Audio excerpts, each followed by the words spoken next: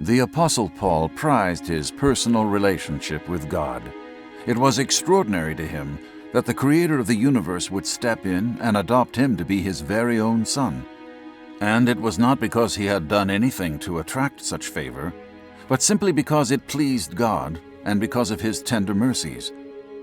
As Paul wrote about adoption, his thoughts were for those who did not truly understand the Father's love.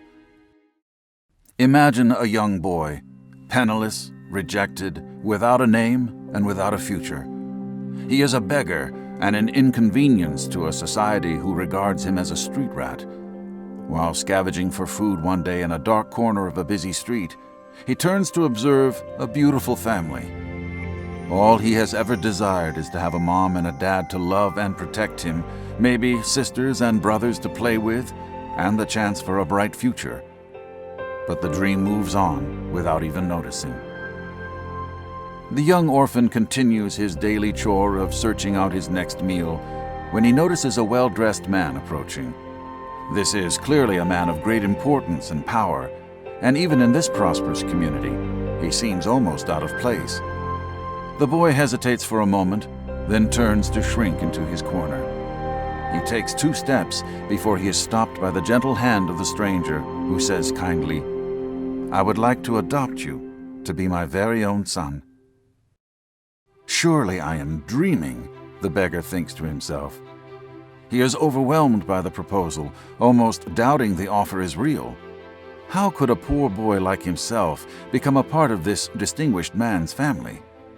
But it's true, however unbelievable.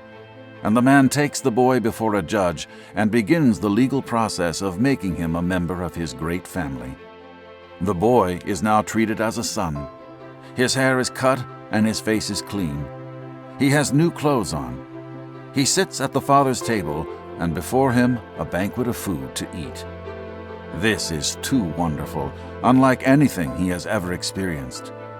The entire process is complete, and the boy becomes the proud son of honor with all the privileges of sonship.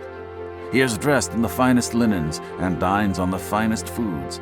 He is at long last part of a family who loves him as their own. He is overwhelmed by the generosity and love of his new father, amazed by his own good fortune, and filled with joy and hope for a bright future. The celebration continues as family and friends come from all over to meet their new beloved family member. The lives of the family and the life of the young beggar are changed forever.